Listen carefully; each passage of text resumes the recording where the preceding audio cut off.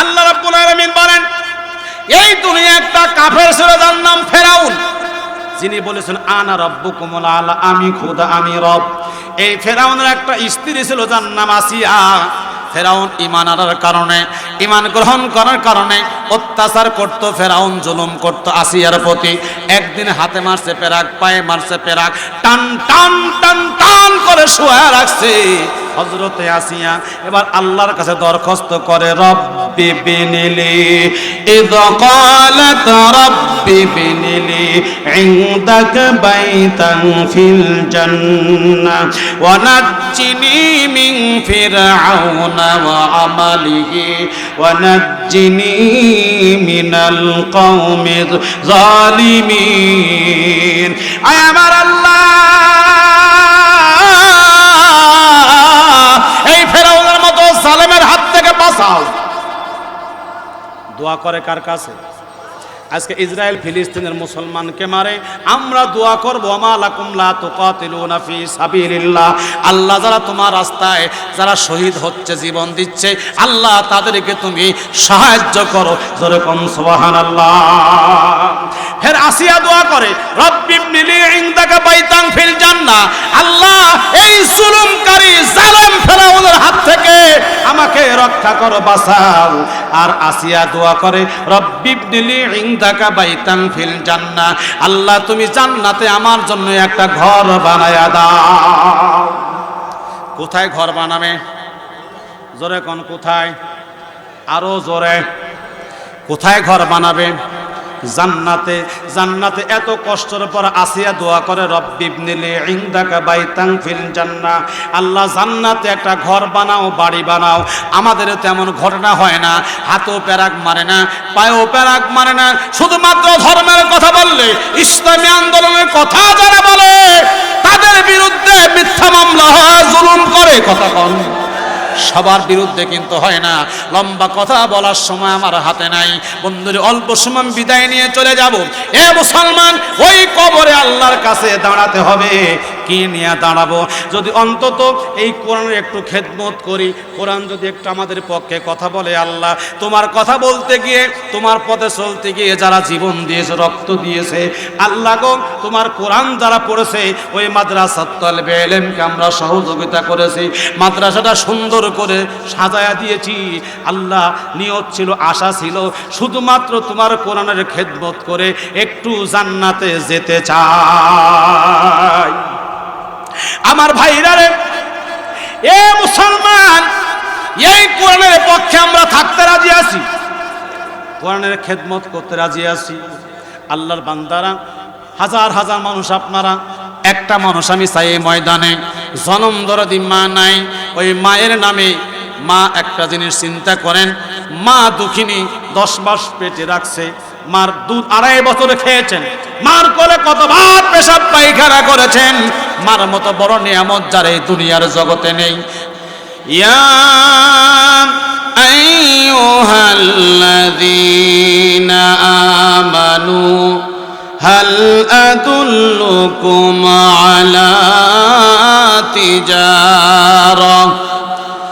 আলা তিজারাতিন তুনজিকুম মিন আযাবিন আলীম।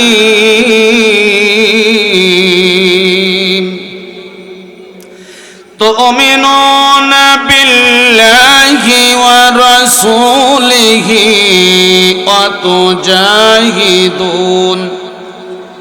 ওয়া তুজাহিদুনা ফি সাবিলিল্লাহ।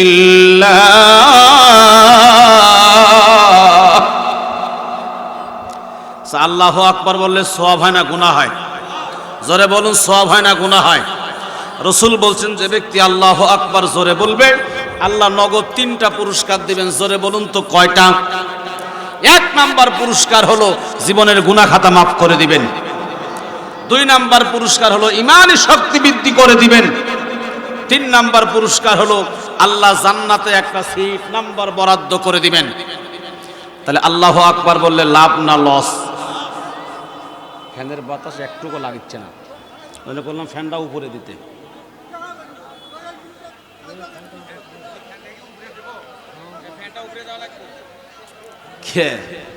বসেন মুরব্বী বসেন।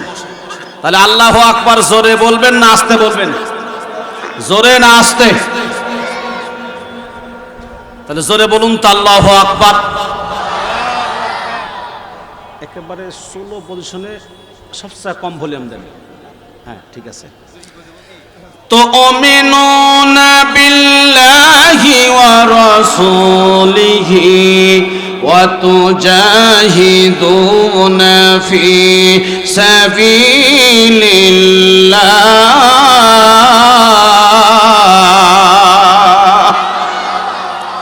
في سبيل الله بأموالكم وأنفسكم ذلكم خير لكم إن كنتم تعلمون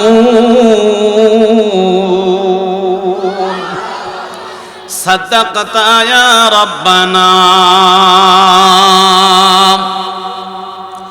وعن أنس رضي الله تعالى عنه قال قال رسول الله صلى الله عليه وسلم لا يؤمن أحدكم حتى أكون أحب إليه من والده وولده والناس أجمعين متفق عليه أو كما قال عليه الصلاة والسلام. কার লাগিয়া কান্দ মানুষ, কার লাগিয়া হাসো,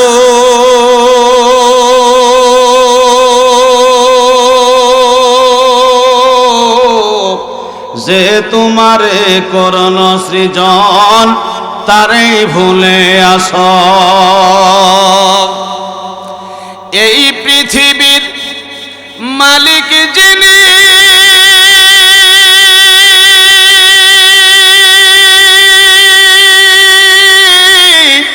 জপতারে ঋষি দিনী, এই পৃথিবীর মালিককে একটু জোরে বলুন তো, আরো জোরে আরেকবার। মালিককে? আকাশের মালিককে, জমিনের মালিককে, আপনার মালিককে? এই পৃথিবীর মালিক যিনি, জপতারে নিশিদিনী, ওরে যার হাতেতে মরণ সবার, ওরে যার হাতেতে মরণ সবার, যার দয়াতে বাসো,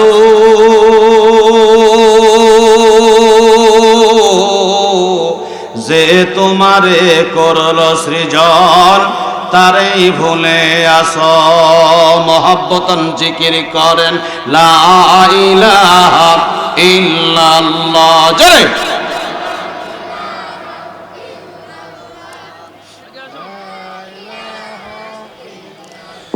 ইল্লাল্লাহু ইল্লাল্লাহ লা ইলাহা ইল্লাল্লাহ। জোরে লা ইলাহা।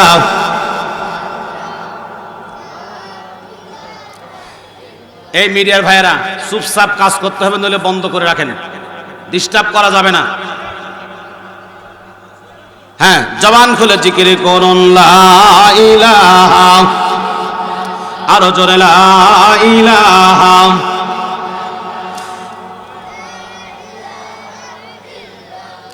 অরদ পৃথিবী শাসন করিতেন ধুলার তক্তে বসি,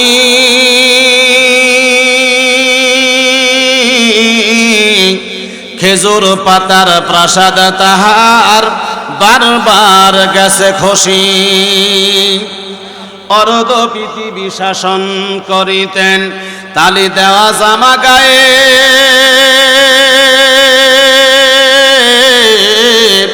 আটার বস্তা পিঠে করে নিয়াম পৌঁছায়া দিত সে দুস্থ মায়ে। কোথায় গেল সেই মানব দরদি তৌহিদি সন্তান, কোথা গেল সেই সোনার মানুষ, কোথা গেল সেই মুসলমান। লা ইলাহা ইল্লাল্লাহ, জোরে জোরে লা ইলাহা ইল্লাল্লাহ, লা ইলাহা লা ইলাহা ইল্লাল্লাহু মুহাম্মাদুর রাসূলুল্লাহ। জোরে বলুন সাল্লাল্লাহু আলাইহি ওয়াসাল্লাম। আমার দিক তাকান, সবাই আমার দিক তাকান, নিচে উপরে। ভাই আমি কি কই শুনুন আগে, এতক্ষণ যা করছেন করছেন, সভাপতি থেকে শুরু করে কোনো ভাই মঞ্চে মোবাইলে কথা বলতে পারবে না। 1 নাম্বার শর্ত আমার, যদি বলতে হয় বাইরে গিয়ে বলে আসতে হবে, প্রথম শর্ত। দ্বিতীয় শর্ত, আমার সামনে পিছে ডাইনে বামে কেউ কোনো কথা বলতে পারবে না, কেবলমাত্র বলবো আমি, শুনবেন আপনারা। নইলে এই কোরআনের মাহফিল দেওয়া না দেওয়া, আসা না আসা সমান। এর একটা সম্মান আছে না নাই? কোরআন কেমনে শুনবেন? আল্লাহ বলেছেন না বলেন নাই? একটু কথা বলেন। ওয়াইদা কুরিয়াল কোরআন ফাসতামিউ লাহু ওয়া আনসিতু লাআল্লাকুম তুরহামুন। যেখানে কোরআনের আলোচনা হয়,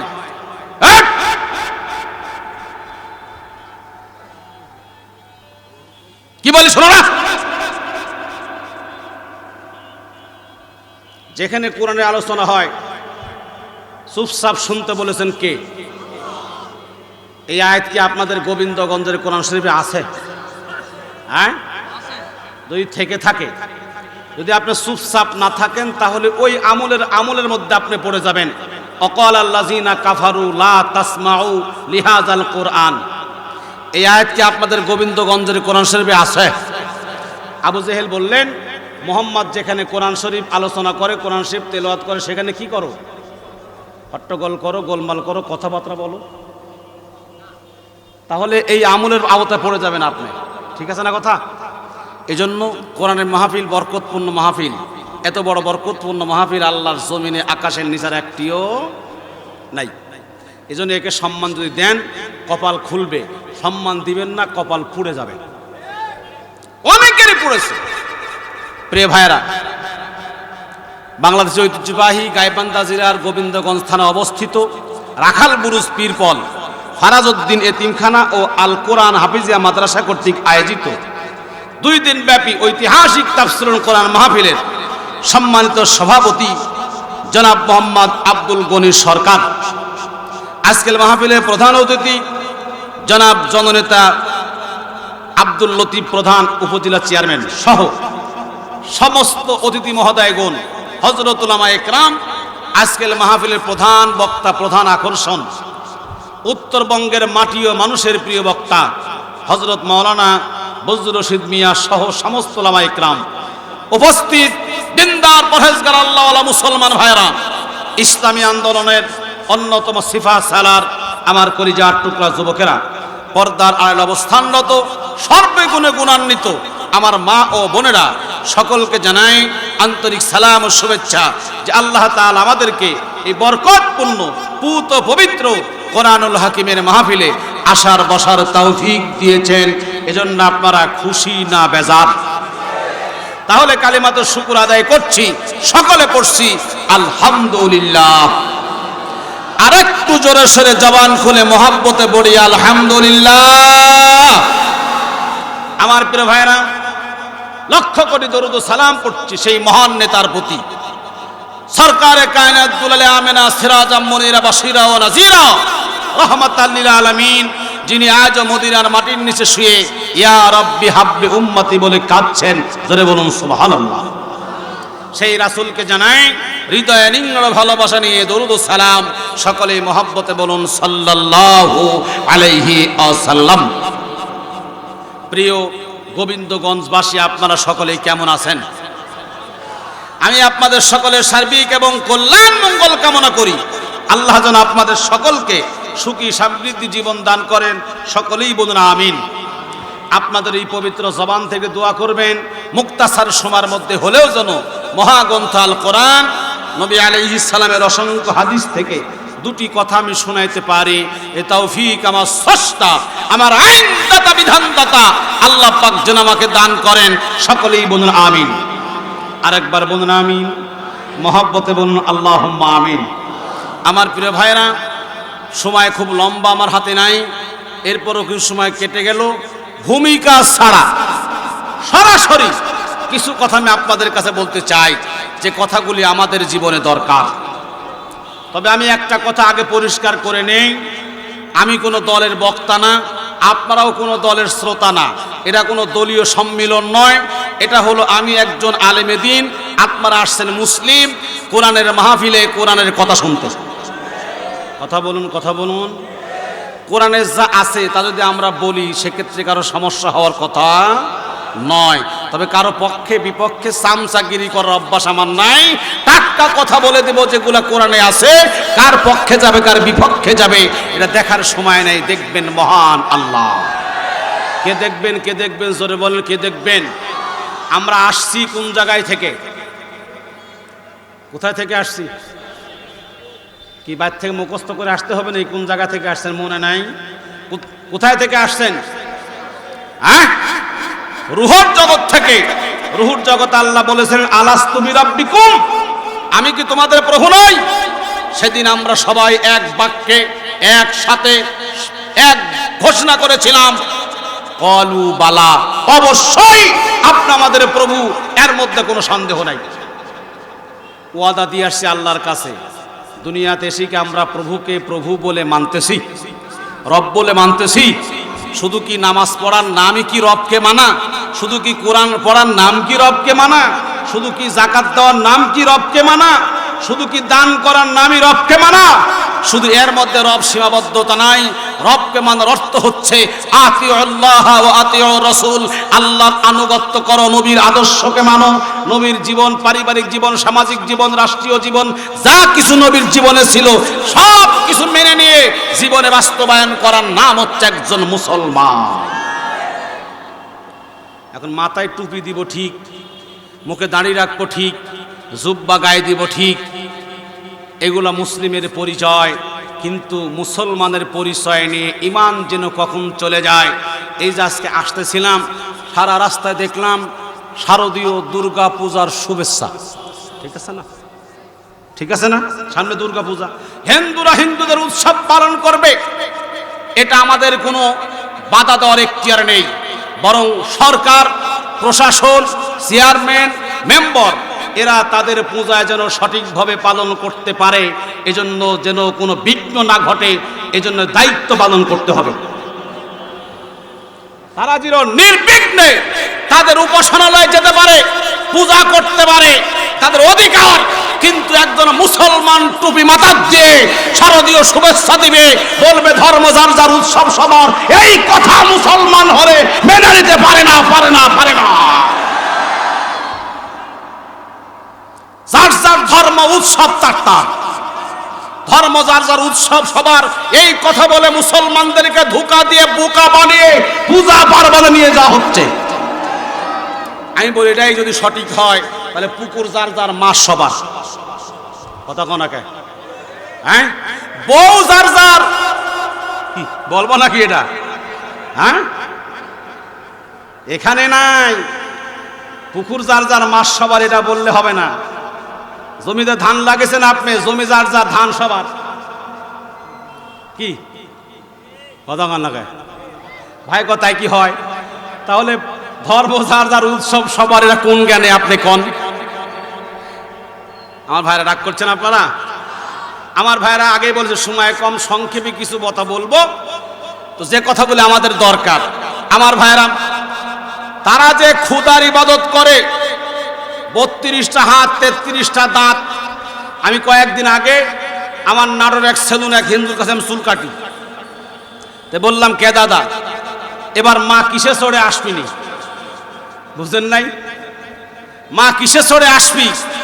বলতেছে মা তো আসার কথা হাতির চড়ে, তো যে বৃষ্টি হচ্ছে নৌকা ছাড়া উপায় নাই। হাসতেন কে সবাই ঘটনাকে আমার কথা শুনে? এটা আমি বলছি কি ওই দাদা বলছে যে মা তো আসার কথা হাতির চড়ে, এখন তো যে বন্যা হচ্ছে নৌকা ছাড়া উপায় নাই। আমি বললাম মা কি 2 নম্বরই কথা কয়? মাঝে মধ্যে কয়, মাঝে মধ্যে কয়। আচ্ছা বলেন তো আমাদের আল্লাহ কি 2 নম্বরই কথা কয়? জোরে কোন। তাদের ঈমান কত দুর্বল, মা মাঝে মধ্যে 2 নম্বরই কথাও কয়। আসার কথা হাতির চড়ে, বন্যা হয়েছে নৌকা আসতে হবে। আসার কথা নৌকা চড়ে, হঠাৎ খরা হয়ে গেছে। এখন করছে মা এবার আর নৌকাতে আসতেছে না, এবার মা হাতির চড়ে আসতেছে। কথা কন্যাকে। তো আমি একবার যাচ্ছিলাম রাস্তা দিয়ে, দেখলাম ওই মা তৈরি করতেছে। তো আমি ড্রাইভারকে বললাম গাড়ি থামাও, কোনোদিন দেখি নাই মা কেমনে তৈরি করে, একটু দেখি। তো দেখলাম ভালোই লাগতেছে, রং টং দিয়ে সব তৈরি করছে হাত পা দিয়ে। তো গাড়ির চড়ে ড্রাইভার আমার কাছে, হুজুর একটা জিনিস আপনি দেখছেন? বলে কি দেখছো বাবা? কোসে মা দাঁড়িয়ে আছে কার্পুর, তাকে আপনি দেখছেন? কয় না তো দেখি নাই। কয় মার নিচে বাঁশ আছে। নিচে মানে? কয় মার পাছায় বাঁশ। আচ্ছা বলেন তো, যে ছেলে মার পাছায় বাঁশ দেয় ও ছেলে কি ভালো ছেলে? জোরে কোন ভালো ছেলে? কে রে মার পাছায় বাঁশ কে? আমার ভাইরা, 1,24,000 নবী আলাইহিস সালাম দুনিয়াতে এসেছেন তাওহীদ, রিসালাত, আখিরাতের দাওয়াত নিয়ে। আমি আপনাদের কাছে বলি, সারা বিশ্বে মুসলমান কম না বেশি? কি মুসলমান কম না বেশি? মায়ের খায় মুসলমান বেশি না অন্য জাতির লোক বেশি? বুঝে শুনে উত্তর দিয়েন। মুসলমান বেশি, মার খায় মুসলমান বেশি। কারণটা কি? এদেশে বিশ্বে 200 কোটি মুসলমান, কিন্তু আজকে ফিলিস্তিনের এখানে আগে বলছি কিছু, আমাকে ডিস্টার্ব করো না, সময় কম, কথা বলতে দাও। আমার এইগুলা কোরআন তো কোরআনই, অনেক বক্তা চা খায়, এটা আমি পছন্দ করি না। আমার এই কণ্ঠ দিয়েছে কে?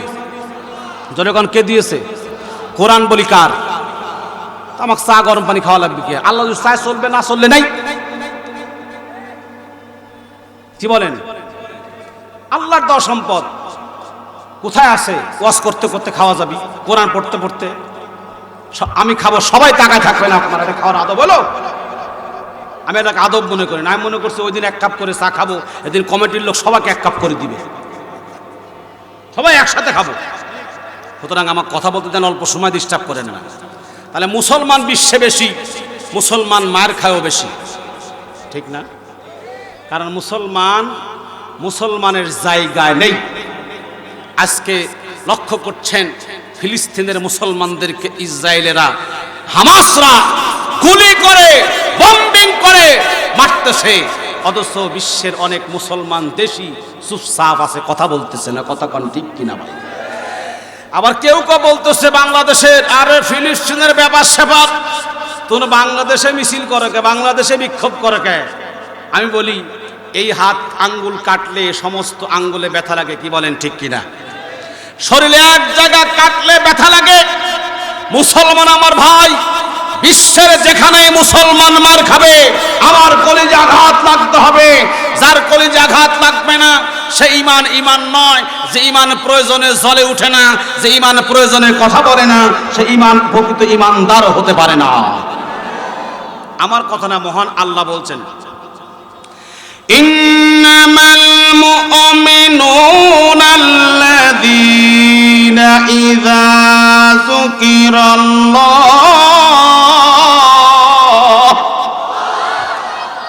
যুকিরাল্লাহু ওয়াজিলাত কুলুবুহুম ওয়া ইযা তুলিয়াত আলাইহিম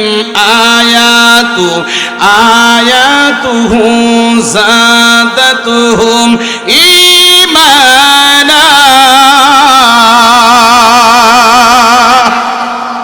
ওয়া আলা রাব্বিহিম ইয়াতাওয়াক্কালুন।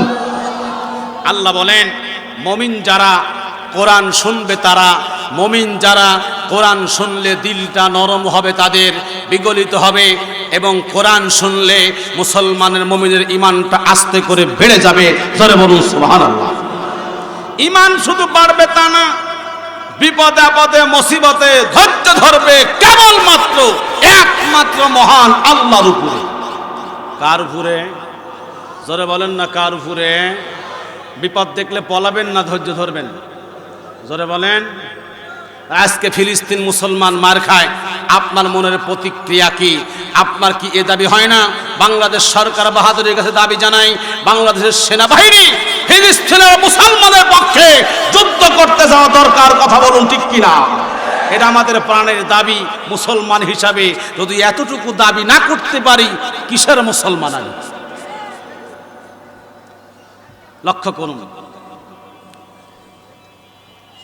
রোম সম্রাট যখন ক্ষমতায় ছিলেন, যুগে যুগে আমরা দেখেছি যারা ইসলাম বিরোধী শক্তি তারাই মুসলমানদেরকে মারে। এর ভিতরে কিছু প্রকৃত ঈমানদার রয়েছে যারা ঈমানের বলিয়ান হয়ে তাদের ঈমানের কারণে, রক্তের কারণে এই জালেমদের স্বৈরাচারীদের পতন হয়। রোম সম্রাট মুসলমান মারা শুরু করলেন।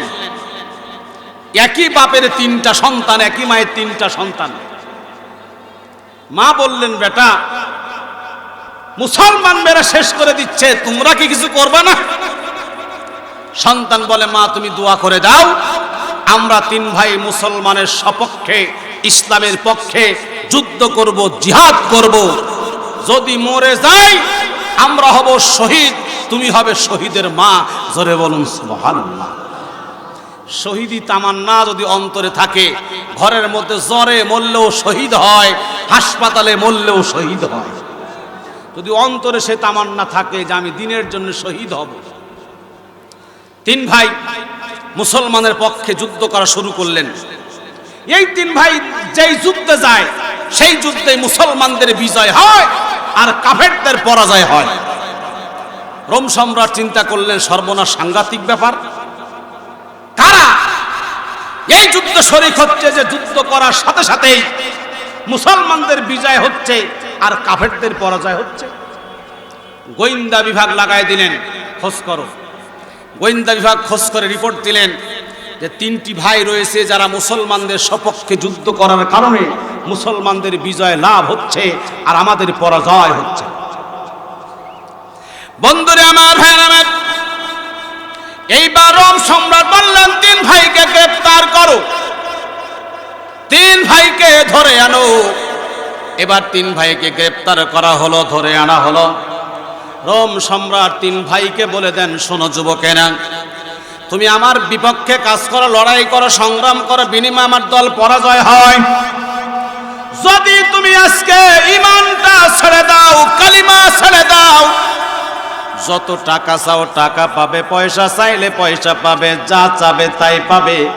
কিন্তু যদি তোমরা কালিমা না ছেড়ে দাও, আমি তোমাদেরকে আজকে হত্যা করে ফেলব।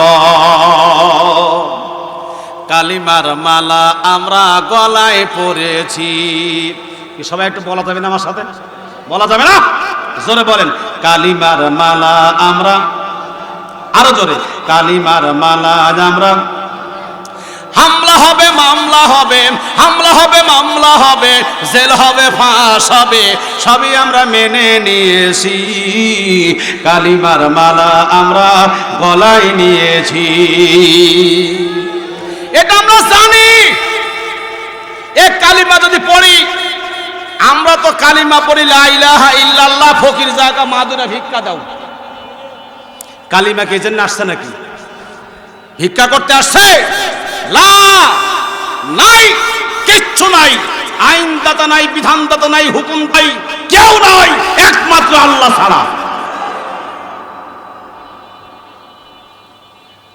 এ কথা বললেই তো আমরা জানি আমাদের জেল হবে, মামলা হবে, ফাঁসি হবে। আমাদের মুরব্বীদের হসে না? এই কথা কন না, কে হসে না? দোষটা কি ছিল? কোনো দোষ নাই। একটা গল্প শোনাই। হাকিমুল উম্মাত আশরাফ আলী থানভী রহমাতুল্লাহ আলাইহি তার মুসলমানের হাসি কিতাবের মধ্যে লেখছে, এক উস্তাদ আর ছাত্র যাচ্ছে রাস্তা দিয়ে সফর করতে। এক দেশের মধ্যে গিয়া দেখে সেই দেশে তেলের দাম আর ঘিয়ের দাম সমান সমান। বাংলাদেশে এখনো তেলের দাম আর ঘিয়ের দাম অনেক দূরে, ঠিক না? তেল হলো 170-80 টাকা কেজি, ঘি কত কেজি গোবিন্দগঞ্জে? কত? এটা কয় নাম্বার? হ্যাঁ, কত? এটা কয় নাম্বার? আমি সেদিন ঘিয়ের দাম জিজ্ঞাসা করলাম, কোসো 1900 টাকা কেজি, আর আপনারা এখন 600 টাকা 1200 টাকা। যাই হোক, 1200ই ধরি আমরা। তো কোথায় সয়াবিন 170-80 আর কোথায় ঘি 1200? অনেক দূরে। যা দেখে ঘিয়ের দাম আর তেলের দাম সমান সমান। ছাত্রকা হুজুর, জীবনে ঘি কিনে খেতে পারি নাই, দাম বেশি। এদেশে তেলের দাম আর ঘিয়ের দাম সমান সমান, আমি এদেশে থাকবো, ঘি খাবো, জম্মের মোটা হবো। উস্তাদ কয়, শুন বাবা, যে দেশে তেলের দাম আর ঘিয়ের দাম সমান, এদেশে ন্যায় বিচার নাই, এদেশে থাকিস না। এদেশে কি নাই? ন্যায় বিচার নাই, এদেশে থাকিস না। ছাত্রকা, রাখেন আপনার ন্যায় বিচার, ঘি খাবো, মোটা হবো। উস্তাদ চলে গেছে, ছাত্র রয়ে গেছে, ঘি খায় জম্মের মোটা হওয়া হচ্ছে। ঘটনাক্রমে ওই দেশে এক ফাঁসির আসামির ফাঁসির রায়, দড়ি সংগ্রহ করেছে। ফাঁসি দিতে গিয়া দেখে যে গলা চিকন, দড়ি মোটা, ফাঁসি আর হয় না। নির্দেশ করা হলো, এই দড়ির মাপে গলা খুঁজো, যার গলা মিলবে তাকেই ফাঁস দেওয়া হবে। খুঁজতে খুঁজতে ওই যে ঘি খায় জম্মের মোটা হচ্ছে, ওই হুজুর পায়ে গেছে, নিয়ে গেছে, ফাঁস দেওয়া হবে। এখন ফাঁসির মঞ্চে দাঁড় করাবার পরে 2 চোখের পানি দিয়া কান্দে। কান্দিস কে? আমার দোষটা কি? তোমরা আমাকে ফাঁসি দিবে? বলে তোর ফাঁসি হবে। বলে ফাঁসি দাও, আমার একটু আপত্তিও নাই, তবে আমার আপত্তি হলো আমার হুজুরকে এই জায়গায় হাজির করো। কারণ হুজুর বলেছিলেন, যে দেশে তেলের দাম আর ঘিয়ের দাম সমান, এদেশে ন্যায় বিচার নাই। কথা বুঝেন আমার কথা হলো, যে দেশে মমতাজের মতো নর্তকী সংসদে দাঁড়িয়ে বক্তব্য দেয়, আর সে দেশে মুফতি আমির হামজার মতো ব্যক্তি জেলে থাকে, জামিন হয় না, এদেশে তেলের দাম আর ঘিয়ের দাম সমান, এর মধ্যে কোনো সন্দেহ নাই। যে দেশের নষ্ট মহিলা পরিমণি হাতে মেহেদি দিয়ে জেলখানায় থেকে বের হয়, আর মামুনুল হকের মতো মানুষ হুইল চেয়ারে চলে ঘুরে বেড়ায়, বুঝতে হবে এদেরকে ভূতে ধরেছে। ঘিয়ের দাম আর তেলের দাম সমান। কথা বলুন ঠিক কিনা?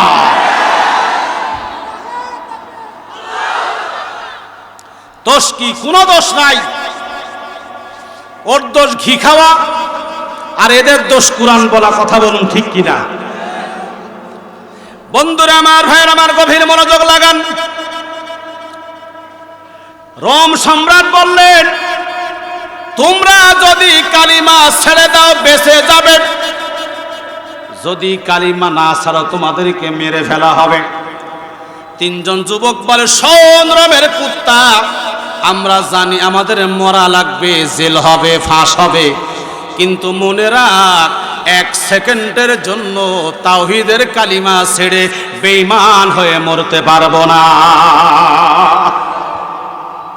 এবার রোম সম্রাট বললেন, এমনি এমনি কালিমা ছাড়বি না। খাদেমকে বললেন, তেল গরম করো, পুড়ায় মারো। তেল গরম করা হলো, এক ভাইকে তেলের মধ্যে ফেলে দেওয়া হলো। আর 2টি ভাই তাকায় তাকায় দেখতেছে।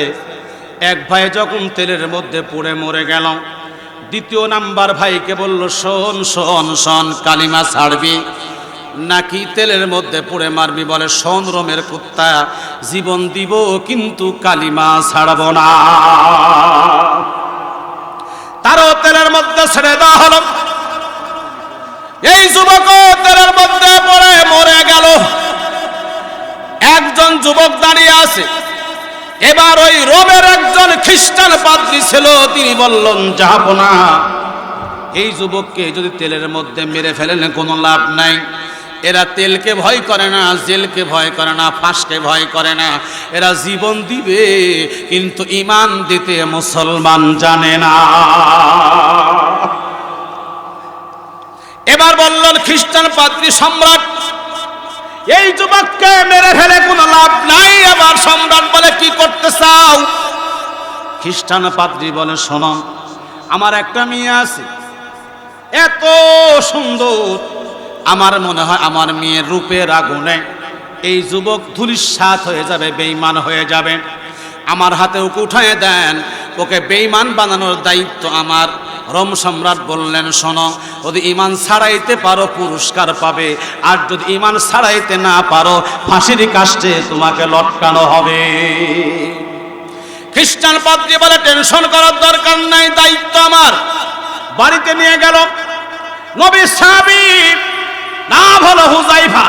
এবার বাড়িতে নিয়ে যাবার পরে খ্রিস্টান পাদ্রী তার মেয়েকে ডাকলেন, ডেকে বলে মা, রোমের কত মানুষ তোমার সাথে একটা কথা বলার জন্য পাগল পারা, একবার তোমাকে কাছে পাওয়ার জন্য পাগল পারা হয়ে থাকে। আমি একজন যুবক আনছি যাকে বেঈমান বানাতে হবে। তোমার দায়িত্বটা, যদি তাকে বেঈমান বানাতে পারো টাকা পাবে, পয়সা পাবে, গাড়ি পাবে, আরো অনেক কিছুই পেয়ে যাবে। মেয়েটি বলে বাবা আপনার কোনো টেনশন নাই, দায়িত্ব আমার, আমার হাতে ছেড়ে দেন। এবার ঘরের মধ্যে নিয়ে